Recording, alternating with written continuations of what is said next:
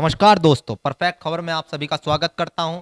और इस समय बड़ी खुशी के साथ आपको बताना चाहूंगा कि विद्यार्थी जीवन में जब आप मेहनत करते हैं, कुछ पाना चाहते हैं और जब उसका फल मिलता है तो बड़ा अच्छा लगता है।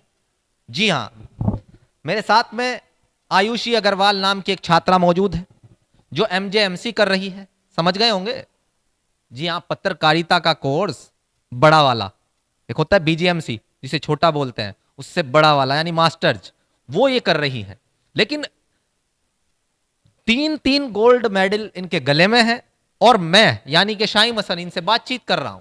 कारण, क्योंकि आज के समय में जहां छात्र मोबाइल और सोशल मीडिया की दुनिया में गुम होकर रह गए हैं, वहां ये एक ऐसी यूनिवर्सिटी जिससे लगभग 600 से ज्यादा कॉलेज एफिलिएशन लिए हुए हैं और लगभग लाखों बच्चे पढ़ते हैं, उसमें ये टॉपर ऑफ द टॉपर है, यानी कि सबसे ज्यादा इनके नंबर हैं।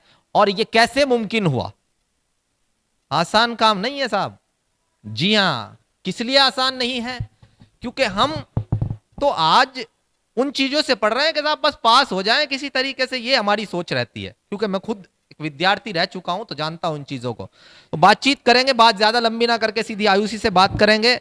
और ये श्री राम कॉलेज में पढ़ती हैं और श्री राम कॉलेज आज किसी परिचय का मोहताज नहीं है, लगातार तरक्की कर रहा है। और उसका जो विभाग है, रवि गौतम जी से मैं बातचीत करने आया था, मुख्य पत्रकारिता में जो कुछ चल रहा है उसके विषय में बातचीत करने आया था, तो मुझे पता लगा, तो मैंने आयुषी से बातचीत की। सबसे पहले तो बहुत बहुत मुबारकबाद आयुषी आपको। धन्यवाद।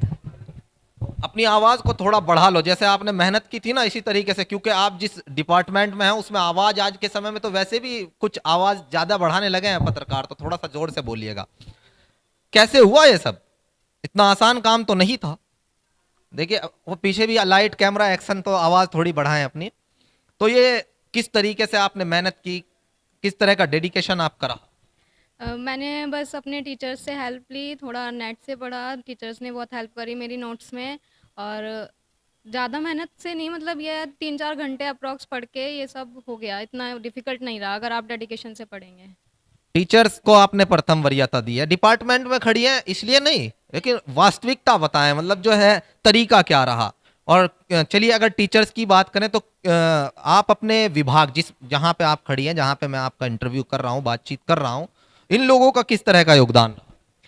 सबसे पहले तो हमारे डिपार्टमेंट के एचओडी सर रवि सर, उन्होंने बहुत हेल्प करी, क्योंकि जब भी वो कोई टॉपिक समझाते हैं, कोई कंटेंट समझाते हैं, तो उसको पूरे डेडिकेशन से समझाते हैं। उसमें ये नहीं देखते कि मेरा एक लेक्चर जा रहा है या 2 लेक्चर जा रहा है। इसी तरह हमारे और भी टीचर्स हैं, वो भी सब, मतलब अगर उनको आधी रात को भी फ़ोन करके आप बोलोगे कि मुझे इस चीज़ में दिक्कत आ रही है, तो वो हमारी हेल्प करते हैं हर तरह से।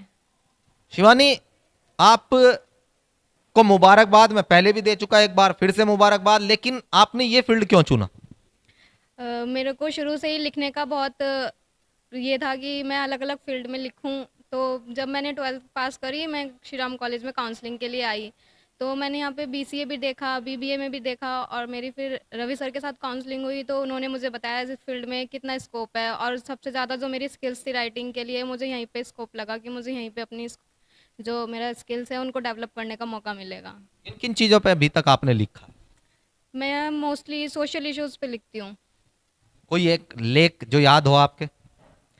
नहीं, ऐसा तो नहीं है, पर मोस्टली मैंने जब अपनी यहाँ पे पढ़ाई शुरू की, तब भी सर टॉपिक्स देते थे, तो क्लास में सबसे ज़्यादा अच्छा टॉपिक सर को मेरा ही लगता था। अच्छा, प्रिंट मीडिया या इलेक्ट्रॉनिक मीडिया, इन दोनों में से किसे चुनना चाहेंगे? आज के टाइम में वैसे तो इलेक्ट्रॉनिक मीडिया ज़्यादा प्रचलित है, लेकिन मेरी राइटिंग की स्किल्स देखते हुए मैं प्रिंट मीडिया चुनना चाहूँगी। चलिए, बहुत मुबारकबाद आपको, क्योंकि ये एक ऐसा फील्ड है, लेखनी के अंदर वो जादू है। रवि गौतम सर ने शेर कभी मुझसे इंटरव्यू करते हुए कहा था कि न खींचो कमानों को, न तलवार निकालो, अगर तोप मुकाबिल हो तो अखबार निकालो। तो अखबार बहुत बड़ी चीज है। क्या संदेश आप देना चाहेंगी जो छात्र इस फील्ड में आना चाहते हैं, और जो आज के समय में चल रहा है कि छात्र ज्यादा मेहनत नहीं करते हैं उनको?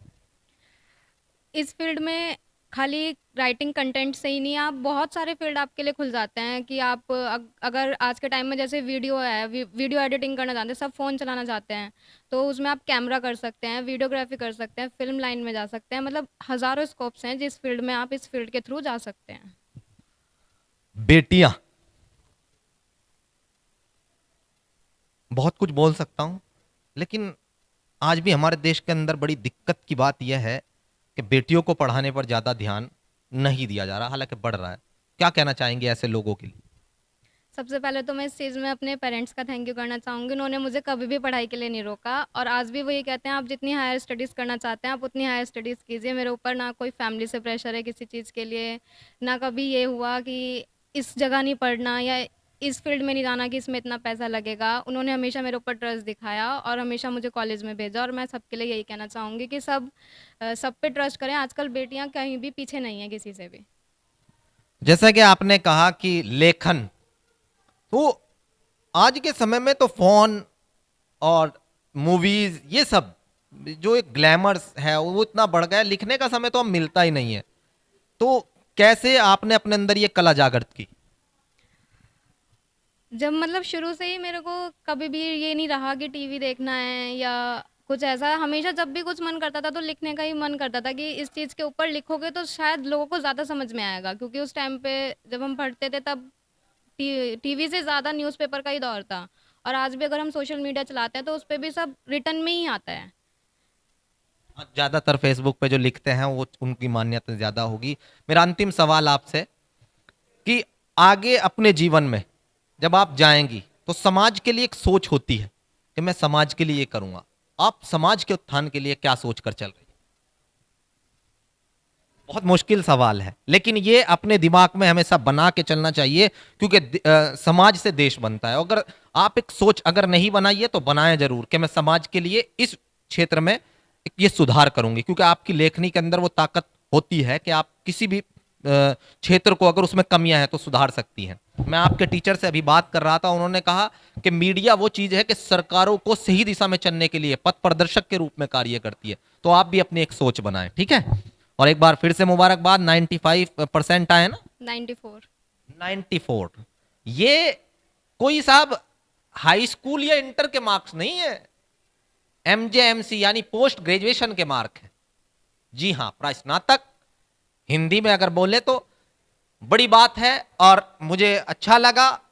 हालांकि अभी आवाज आप लोगों तक डिपेंड करता है कि इस आयुषी अग्रवाल मुजफ्फरनगर की बेटी, उत्तर प्रदेश की बेटी, हिंदुस्तान की बेटी की आवाज आप कितनी ज्यादा आगे बढ़ाते हैं, क्योंकि मेरी नई शुरुआत है और इस शुरुआत को दमखम और दमदार बनाने के लिए मुझे आपके सहयोग की जरूरत है। आयुषी जैसी जितनी भी लड़कियां हैं, जितने भी लोग टैलेंट के दम पर आगे बढ़ रहे हैं, वो किसी भी फील्ड में मैं उन तक पहुंचूंगा। आप कॉल कीजिएगा और लगातार उसी तरीके से जिस एनर्जी के साथ मैं काम कर रहा था करता रहूंगा। बस आपको इतना काम करना है दोस्तों कि बस मेरी आवाज को रुकने ना दे, बढ़ाते रहें और जुड़े रहिएगा मेरे साथ।